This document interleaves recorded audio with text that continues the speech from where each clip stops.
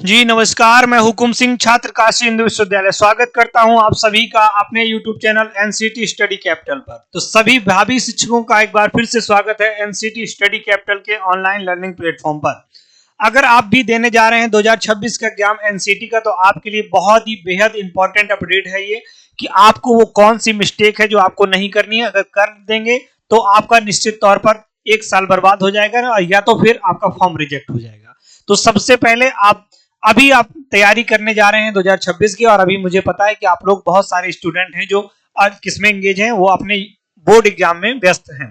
तो उन व्यस्त हैं, चलिए आप इसको अभी दे लीजिए बेहतरीन तरीके से, अपने बोर्ड एग्जाम को दीजिए। तुरंत इसके बाद जैसे ही खाली हुई लग जाइएगा तुरंत किसमें, तुरंत लग जाना है आपको एनसीटी में। क्यों? क्योंकि आपकी 2026 का अगर आप चाहते हैं कि मैं अपने ग्रेजुएशन के साथ साथ बीएड की भी डिग्री ले लूं, तो आपको क्या करना होगा, आपको करना होगा एनसीटी का फॉर्म भरना होगा। आपको पता है कि 4 साल में ही आपको ग्रेजुएशन प्लस बीएड का डिग्री मिल जाता है। तो चलिए यही अपडेट करने के लिए मैं आपके साथ आया हूं, ताकि आप ऐसी कोई मिस्टेक ना करें जो आपको बाद में इसका खामियाजा भुगतना पड़े। चलिए वीडियो स्टार्ट करने से पहले मैं आपको बता दूं कि अगर आपने इस चैनल को सब्सक्राइब नहीं किया है तो सब्सक्राइब कर लीजिए, बेल आइकन प्रेस कर लीजिए, ताकि आने वाली हर महत्वपूर्ण अपडेट, इंपॉर्टेंट अपडेट आपके पास सही और सटीक समय से पहुंचे।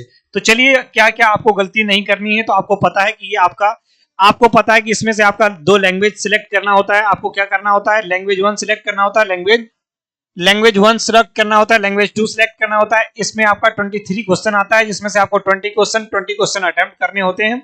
और इसके बाद टीचिंग एप्टीट्यूड, एक जो सबके लिए जो एक बहुत बड़ा, सबसे ज्यादा अगर कहें तो मोस्ट इंपॉर्टेंट फैक्टर होता है 12th के स्टूडेंट, क्योंकि डोमेन सबने पढ़ा होता है, लैंग्वेज सबने पढ़ा होता है, ये सभी के लिए एक नया टॉपिक रहता है। तो इसकी टेंशन छोड़ दीजिए, इसके बहुत जबरदस्त आपकी तैयारी कराई जाएगी इसी चैनल के थ्रू। जनरल टेस्ट आता है 28 आपको 3 डोमेन सिलेक्ट करना होता है। इसके मैंने आपको बता दिया है, आपको जनरल टेस्ट भी देना। ये सारे all about NCT BEd major minor subject, कौन कौन से डोमेन आपको सिलेक्ट करने हैं। अगर आप साइंस से हैं, कॉमर्स से हैं, आर्ट्स से, तो आपको कौन कौन से डोमेन लेने चाहिए। मैंने सारे टॉपिक पर वीडियो इसी चैनल पर अपडेट कर दिया है, वीडियो बना करके। तो प्लीज आप क्या कर लीजिए, उस वीडियो को क्या कर लीजिए, देख लीजिए, ताकि आपको क्या हो, आपको फॉर्म भरने से पहले आपकी कोई मिस्टेक ना हो। इसके बाद आपको 3 डोमेन लेना होता है। 181 आपके क्वेश्चन आते हैं, 160 आपको क्या करने हैं, अटेम्प्ट करने होते हैं, इंटू 4 मार्क्स, मतलब 640 आपका क्या हो जाएगा, ये इतना मार्क्स लाना, मतलब आपका टोटल होता है। ठीक है। इसके बाद आपका मोड ऑफ एग्जामिनेशन आपका सीबीटी रहता है, पेन पेपर टेस्ट नहीं रहता, इस बात को याद रखना है। ठीक है। और आगे चलते हैं, तो आप मीडियम ऑफ लैंग्वेज की बात करें तो आप इसका एग्जाम कितनी लैंग्वेज में दे सकते हैं, तो भैया ये मीडियम आप चुन सकते हैं। 13 लैंग्वेज है, आपकी 13 लैंग्वेज दी है आपको, जिसमें असमिया, बंगाली, भोजपुरी नहीं है, ध्यान दीजिएगा। जो भोजपुरी बेल्ट वाले कहते हैं भोजपुरी, आप क्या इंग्लिश ले सकते हैं, गुजराती, हिंदी, तेलुगु, मलयालम, ये सब। भोजपुरी नहीं मिलेगा, है ना, क्योंकि यूपी बिहार के बच्चों को तो चाहिए भोजपुरी। अब देखिए आपको क्या क्या गलती नहीं करनी है जब भी आप फॉर्म भरेंगे। सबसे पहले जो मोस्ट इंपॉर्टेंट फैक्टर रहता है फॉर्म भरने से पहले, जो आपका पहला स्टेप रहता है, वो रहता है आपका क्या, पर्सनल डिटेल्स। क्या? Personal detail. पर्सनल डिटेल में आपकी एक मेल आईडी होनी चाहिए। एक अभी आप क्या कर लीजिए, आपने बोर्ड एग्जाम में भी आपके स्कूल में आपने मेल आईडी दी होगी, या तो आप उसी को कंटिन्यू रखिए, एकदम वो क्या होनी चाहिए, चलती होनी चाहिए, कि कोई भी अपडेट आए वो एक्टिव होनी चाहिए। मेल आईडी के साथ साथ आप मोबाइल नंबर, ये मोबाइल नंबर कौन सा, जो आपके आधार कार्ड में ऑलरेडी लिंक्ड है, उस मोबाइल नंबर को प्लीज बहुत या तो चालू कर लीजिए। यदि मान लीजिए अगर किसी कारण से वो आपके पास मोबाइल नंबर नहीं है, खो गया है या कुछ हो गया, तो प्लीज अभी उसको क्या कर लीजिए, या तो उसी नंबर को निकलवा लीजिए, या तो फिर अपने आधार कार्ड में नया नंबर कोई अपडेट करा लीजिए। क्योंकि जैसे ही फॉर्म भरेंगे तो आप जैसे ही मोबाइल नंबर में ओटीपी जाएगा, आधार कार्ड डालेंगे तो आपका ओटीपी उसी मोबाइल नंबर में जाएगा जिसमें आपका लिंक्ड होगा आधार कार्ड। ठीक है। इसका पेरेंट्स का नेम आपको बहुत आसानी से आराम से डालना है, मतलब ये, और डेट ऑफ बर्थ। ये आपका पर्सनल डिटेल में अगर इतना आपने डिटेल भर दिया तो फिर आगे आपको बहुत सी चीजें क्या हो जाती है आराम से। अब इसके डॉक्यूमेंट आपको कौन कौन से क्या तैयार करने हैं, मैंने कहा था आपको कैटेगरी सर्टिफिकेट आप एकदम तैयार करके रखिएगा, नया 1 अप्रैल 2025 वाला। और अब मैं तो कहूंगा एक बार बनवा लीजिए, 100 रुपए 80 रुपए लगता है।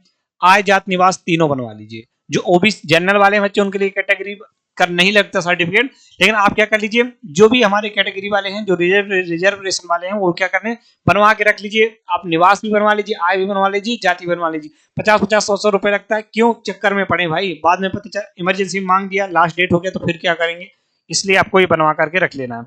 मार्कशीट आपका 10th के हिसाब से सारे आप डिटेल क्या करना है, सारे डिटेल जो आपकी 10th की मार्कशीट में, देखिए आधार कार्ड में नंबर चेंज हो जाता है, ठीक है, लेकिन मार्कशीट में आधार कार्ड नंबर चेंज हो जाएगा, नाम गलत होगा, नाम गलत हो जाएगा, चेंज हो जाएगा, पिताजी का, गांव का, कहीं कुछ भी आपका गलत हो जाएगा, सब कुछ करेक्शन हो जाएगा। लेकिन आपके एक बार हाई स्कूल की मार्कशीट में जो प्रिंट हो गया, छप गया, मतलब छप गया।